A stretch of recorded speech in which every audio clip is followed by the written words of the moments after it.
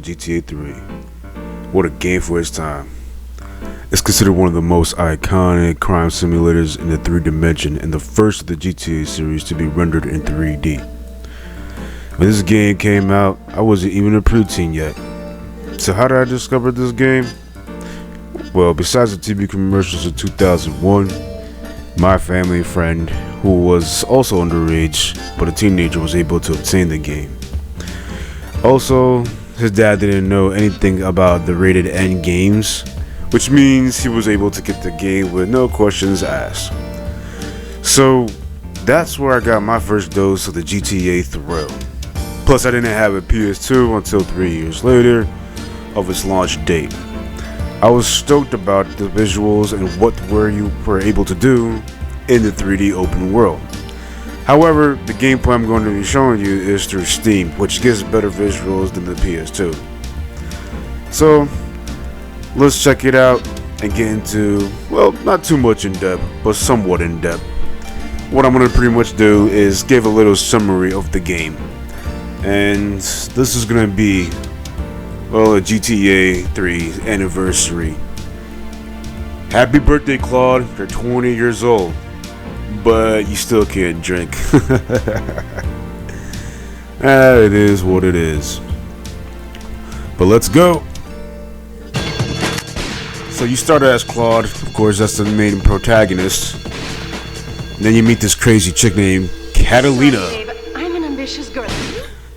Obviously, she portrays you, so you get shot, but you're not dead. Arrested after putting into a medical hospital. You get stopped by these Bass Pro cartels. They're trying to save one of their Bass Pro jefes. Yeah, I really don't know what gang they are, but there's something. So the person that you're with, that's locked up with you besides Bass Pro jefe,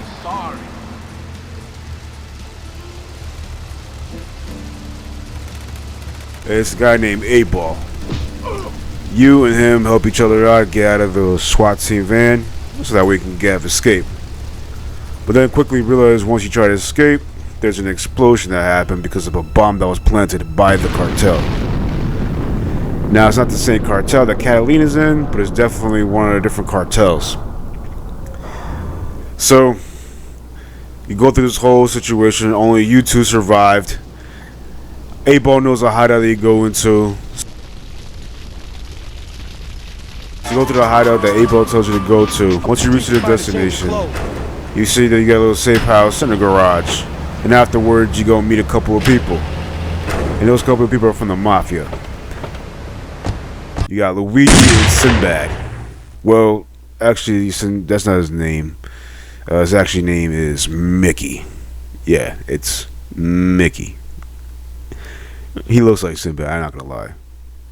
Then you meet Tony Cipriani. Then you meet Salvatore Joey Leone. And then you also meet Maria, which is Salvatore's wife. Well, now ex-wife. So you do a couple of missions for them, but then Salvatore wants to betray you. Now here's the thing, you do get a warning from Maria, but if you do not choose to get the warning from Maria, well, here's what you'll see in, the betrayal that they want you to do. So pretty much you go pick up this car, which is named the Cheetah. You go to the Cheetah, and then once you get into the car, well, you get this classical, bomb in the car style. Boom! But if you choose the right path, you will listen to Maria's warning. You go meet her at the docks. Then once you meet her at the docks, you meet her friend. Her name is Asuka. She's a Yakuza. So you go meet with her and her friend Asuka. You go to her place. She tells you that she has a few things that needs to be done. Before you do a couple missions for Asuka, she tells you to go to a hideout and, pretty much your new safe spot. Once you do that, you go meet up with her. But the first thing you do is get payback, which is kill Salvatore Leone.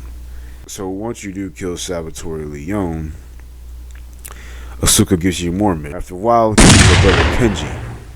Kenji is also the leader of the Yakuzas. You do a few missions for him, So you meet a guy named Ray, who's a crooked cop. You do a few missions for him, and then later he has to flee. Unfortunately, the feds were catching on to his suspicious activity, so they take him to Liberty Airport. Now, since he's on the run and the feds are looking for him, you can't just go through the bridge and try to help him escape. You actually have to go to the underpass, and then once you do that, they're able to safely go drop him off at the airport.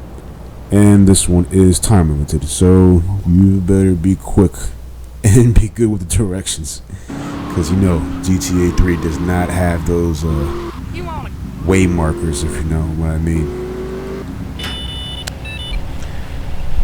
You did do some missions for Donald Love. You did missions for him while doing missions for Ray. But after that, you're going to have to kill Kenji, which Donald Love wanted to do because, you know, he's a businessman with business interests. So you kill Kenji using one of the cartel vehicles, so that way your identity is hidden. So you kill him, but then after a while, you go after Catalina and this guy named Miguel. Miguel is Catalina's right-hand man. Well, used to be the right-hand man after he punked out. Once he punked out, he gets trapped. Asuka comes by, she tortures Miguel for information.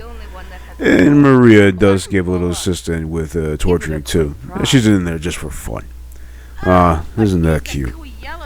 But anyways, after a while, you do the missions for Asuka again. But then eventually, Catalina catches up to them and kills Miguel and Asuka.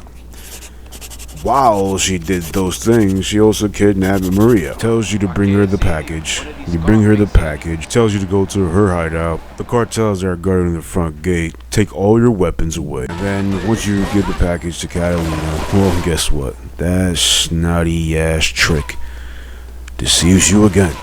So she tries to set you up by getting killed, but you're able to get a pistol. You shoot your way through. You grab a cartel vehicle. You get away as fast as possible. And then you see her in a helicopter going away to the dam.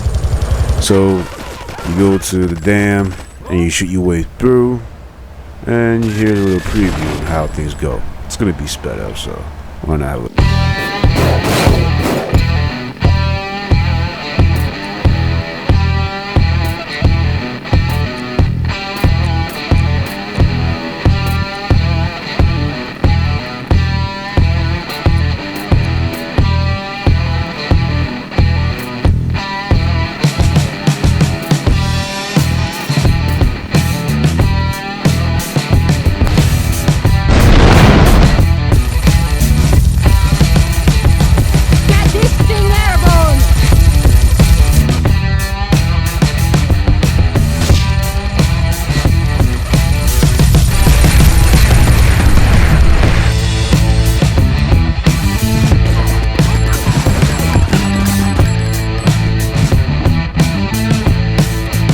Once you shoot your way through to try to save Maria, you have to shoot down the helicopter that Catalina is in.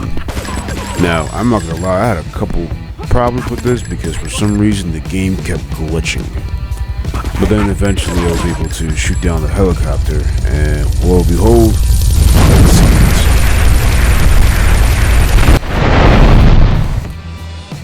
now this game over here, it's I thought it was pretty long at the time, but it's actually not that long of a game at all. It's fairly quickly to be beaten, especially if you have some free time. You can technically beat this game within a couple of days, to be honest. If you play like maybe like 6 hours without getting defeated at all, dying and all that. But you can beat the game easily. Now, again, as a kid, I never beat the game, but guess what I found out? That last mission where you have to save Maria, I could have beat the game, but it is what it is. I beat it now, and well, I'm happy I finally beat it. So there you go. That's GTA, Grand Theft Auto, whatever you want to call it, 3. It's what really started out the GTA franchise. I know some people might say GTA 1 or GTA 2 was the best GTAs. I never played them really. But anyways, Thank you for watching, and I hope I'll see you soon. I broke a nail and my hair is ruined. I mean, can you believe it? This one cost me $50.